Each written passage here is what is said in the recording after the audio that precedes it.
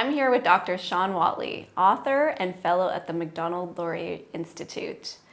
Thank you for joining me, Dr. Whatley. So I wanted to have a discussion with you today about Medicare, and in particular, how we got to the current state of Medicare that we have. Was that the original vision, or did different policy and legislation along the way take it in a different direction? So I think most people think of Medicare still even as one of the things that made Canada famous, and rightly so, right? In the early 1970s, we had a system that could provide more care than people needed, and people were younger than they are now, and medicine really couldn't do as much as it could now. So actually we had all this capacity with a very small demand, and now the state would be the single payer for everybody. So it really seemed like the best of both worlds, right? You had more care than you could ever imagine and a limitless ability to pay for it. So that was the initial experience from about 1972 to 1977. If people remember that golden age of 1972 to 1977, it is legitimate that a lot of people said Canadian Medicare was the best in the world for those years. Not anymore, just in the 70s. Yeah, so I would like to talk about how we got to today, because I have to wait a year to get an appointment with a specialist. So how did we go from that to this? So there are many different metrics we could use to explain why you're having to wait today, but I'll just use one metric: the number of hospital beds per population. So we usually talk about hospital beds per 1,000 population. So in the 1970s, we had 7 hospital beds, acute care hospital beds, per 1,000 population. Today, in Ontario, leading into COVID, we had 1.5, 1.6. So 7 down to 1.5. They added a few beds during COVID, so we're up over 2 now, but the average in Canada as a whole is 2.5 acute care hospital beds per 1,000 population. So we had 7 in the 70s, 2.5 today. The average in the OECD countries, so the European countries, is 4 per 1,000. Wealthier countries in Europe have 7 or 8 or even higher. Japan has, I believe, over 11 acute care hospital beds per 1,000. So just by that metric alone, it's no surprise that when you go to the emergency department and I tell you, listen, we have no beds, you're going to be sitting in a hallway for a day or so before we find you a bed upstairs, it's because we've cut beds in Canada. Can you walk us through the history of Medicare in Canada? So I think we need to separate the pre-1970 era from the post-1977 era. So before 1972, that was when the last province signed on to Medicare, we were in a growth phase. And so it started pretty much 1948. That was when the federal government used its federal spending power, which is a constitutional kerfuffle on its own, right? There's something that still hasn't been sorted out. But basically, the federal government is allowed to spend money on things that fall outside its jurisdiction in the Constitution. Healthcare is supposed to be provincial, Section 92 of the Constitution, but the federal government can use money to encourage the provinces to do things that the provinces might not have done on their own. And so we saw that first in 1948 with the federal health grants. And the federal government said, we'll sponsor building of hospitals. We'll leave it at that. I won't say the rate just yet. So provinces went out and built lots of hospitals. And in fact, up until 20, 30 years ago, every little tiny town in Ontario, every little, village had its own hospital. There were cottage hospitals everywhere because politicians could say, hey, we're going to build a hospital for you in our jurisdiction. And they didn't have to pay for all of it. The federal government was going to pay for part of it. So that was step number 1, build hospitals, 1948. Step number 2 came in 1957. And that's where the federal government again said, we will pay for half of the care that you provide in these hospitals. And that was the Hospital Insurance and Diagnostic Services Act. That's the first time we see this dollar for dollar cost sharing. We get the notion of 50-50, right? Provinces are supposed to pay 50%. The federal government pays 50%. And so, naturally, tons of hospital services grew like crazy, right? Build the hospitals in 48, pay for hospital care in 57, but they didn't include doctor services. So they paid for everything that happened in a hospital, nursing care, x-rays, labs, but not what doctors did. Fast forward to 1966, And the federal government again passed the Medical Care Act. And it was at that point that they said, we will now pay for 50% of everything the provinces spend on doctors. So they offered the same 50-50 cost sharing agreement, but there was a catch. So in 1948, the federal government was all about foot on the gas pedal, build, build, build, right? Grow Canada, grow this healthcare system. In 1966, they said, now we're going to tell you how you're allowed to pay for doctors. And this is where they said you had to have a single payer system. You were only allowed to pay for all the medical services out of one insurance plan that was publicly administered. So the principles in the Medical Care Act were publicly administered, comprehensive, meant you have to pay for everything that's medically necessary, universal, so everybody in an area got care, comprehensive, public administered, universal, and portable. You had to be able to use your plan if you went from Manitoba to Ontario. Now, a lot of the provincial premiers didn't like that idea. They said, wait a second, you're now walking into our area of jurisdiction on the Constitution, and you're forcing us to behave differently so that we qualify for your money. And in fact, the Premier in Ontario at the time said, this is one of the largest Machiavellian plans ever pushed upon the people of this country. Because what the feds said is, they said, not only do you have to follow our rules to qualify for this money, but we are going to raise taxes to pay for this new program. It was called the Social Development Tax. Yeah, so the premiers basically faced higher taxes from the feds, whether or not they agreed with this plan. So if they refused, they just had to pay higher taxes. If they went along with it, they had to put their private insurance companies out of business. So at that point, 60% of the population was covered by some of the larger private insurance companies in Canada. So that was the big change, 1966. So between 1968 and 72, each separate province came up with their own single payer provincial insurance plan, and they told their private companies, you're not allowed to be in the business of ensuring medically necessary care.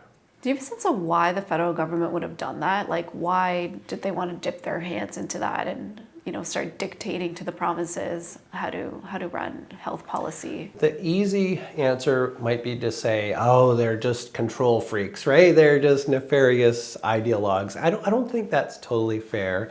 Insurance had become very popular. So the argument for medical insurance is actually quite strong. People like to know that if they got really sick, God forbid, everything would be paid for. 60% of the population, as I mentioned, already had some form of insurance. A large percentage of the population that didn't have insurance had enough of their own resources to pay for care, so they didn't worry about insurance. But there was a small number of people who were too poor to pay for care for themselves, and they didn't want to pay for insurance because that would be too much of a hit on their budget. So they were squeezed from both directions. And it was those people especially that were difficult, right? If they came into your office, into your clinic, they didn't have insurance because they couldn't pay the premiums, and they were struggling to pay for care. So they were falling through the cracks for chronic disease, not for acute care. Doctors and nurses still provided care if people had acute needs. They take an oath, they have to provide care. In fact, at that time, doctors were providing up to 30% of their services for free. But that also speaks to why not only the medical profession, but the population as a whole was very much in favor of insurance. Doctors saw the opportunity to go from only getting 70% of their fees covered to saying, wow, now everybody's insured. Life would be so much simpler. Furthermore, if we have one insurer, a single payer, boy, that would be administratively simple. So for many reasons, people said, no, this seems like a good plan. And so they went ahead with it. So you're telling me that at that time in 1966, when the federal government wanted to fundamentally change the way Medicare was done, that the premiers were not on board and there was pushback? Some of the premiers. So classically it was Premier Robarts at the time in Ontario. He was the guy who said that this is the greatest Machiavellian scheme ever pushed on the people of Canada. It's not a direct quote, but it's pretty close to what he said. Some of the premiers were very supportive of it because ideologically they liked the idea of the government being the administrator and provider of this single service. At the time also, the British National Health Service, that was their approach. They didn't have much of a private arm at all. Since that time though, they've realized that they had to add diversity and variety just to keep the public system accountable, whereas Canada has just retrenched and said, no, we're not going to allow any of that. But certainly there was debate at the time. And the big debate though, unfortunately, was mostly ideological. So people said, listen, we don't want government being the only payer because bad things will happen. Well, everybody said, well, what bad things are happening? Look at all the hospitals we have. We had the hospital building craze in the late 1940s and early 1950s. Look at a Hospital Insurance and Diagnostic Services Act. What are you scared of? Everything's going to be great, right? And in the 1960s, the average age in Canada was 25 years old, approximately. Roughly 7.5% of the population was over the age of 65. There was very little we could do medically for many of the things that people would think would be normal today. Fast forward to our era, average age in Canada is up in the mid-40s. We have over 15% of the population over the age of 65, and there's no end to things that we can do for you when you come in, to opening the vessels in your heart, transplanting your organs, et cetera, et cetera. So the costs have gone astronomically up, the demand has gone astronomically up, and we still haven't changed the fundamental structure of our system from the 1960s. So what are some changes that can be done? It's difficult to break it down into a short list, but I usually talk about, number one, if the government has promised to do something, we need to hold them accountable to that promise. So they have promised to provide care to everyone, regardless of ability to pay, and they aren't doing it. The data shows that if you live in a wealthy neighborhood, you actually get care faster and you get more care than if you live in a poorer neighborhood. This is in Canada where no one pays for care. So we have lost the moral high ground on being able to say we provide care regardless of ability to pay. We've known this for over 25 years in Canada, published in the major New England Journal of Medicine, world famous medical journals. So number one, we need to say, if the government has made this promise, we need to hold them accountable to that promise. If they aren't able to maintain that promise, then we need to say, where can we find options at the periphery, small opportunities to change? And I usually point to things, concrete examples. For example, in Ontario, we have in vitro fertilization, IVF. It's publicly funded and privately funded. So the government funds 5,500 cycles. The last I checked, that number may have changed, per year in Ontario. Now, those cycles alone would only provide enough revenue to support 5 clinics, let's say. A large clinic could do around 1,200 cycles per year, so there are some smaller clinics, some larger clinics.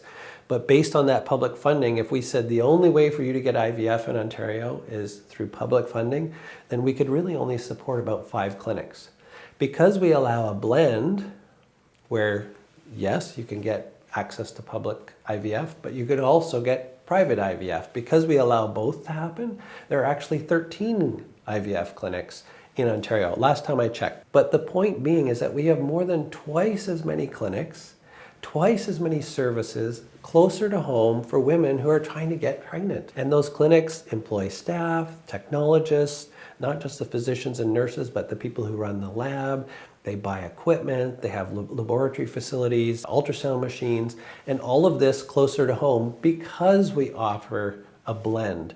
So I like to use that as a concrete example to say that this is just one tiny thing that's already happening today, where we are allowed to take pressure off the public system by allowing more private services, but most importantly, that this expands the amount of capacity in the system as a whole. So of the 13, it would be that 5 are public, and then the remaining 8 is if you don't want to wait around for the public, you can pay out of pocket for the... Sorry, all of the clinics are allowed to provide the publicly funded services, And on top of that, they can provide the private services as well.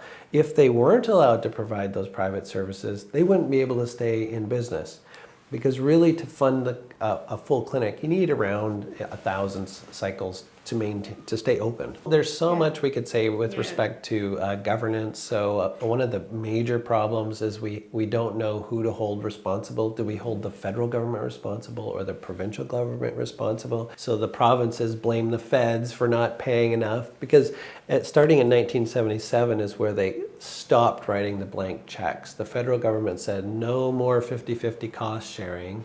We're just going to give you a per capita funding, and they did a transfer of tax points. So there were some specific moves, but the bottom line is it wasn't a blank check. Before that, it was whatever the province spent on healthcare, the feds would pay for half of it. Well, in 1977, the first Trudeau government, with the Established Programs and Financing Act, said, we can't pay for that anymore. And understandably so, right? Who wants to write a blank check? The federal government already got what it wanted. They had all this robust public health care in all the provinces, and then they refused to help out with it to the level that they were.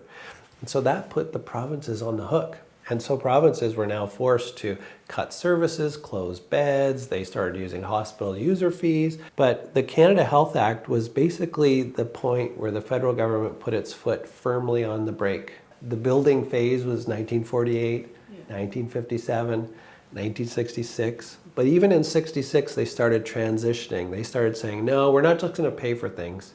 We're going to tell you how you have to behave. 1977, they really stopped paying for things. And then 1984, they just said, no, you provinces have to do it exactly the way we're saying it, or we won't pay you at all. We'll claw back whatever you're doing in excess of what we think you should be doing. And so that's where Canada's been. We've been stuck in this cycle for about 30 years, closing hospital beds, decreasing services. There's been some regrowth in the 2000s, but it's been managed growth. So central planners decide what they think you need in your community, as opposed to you and your physicians and nurses deciding together what you need. Okay, well, thank you so much for your time and sharing your knowledge with us. My pleasure.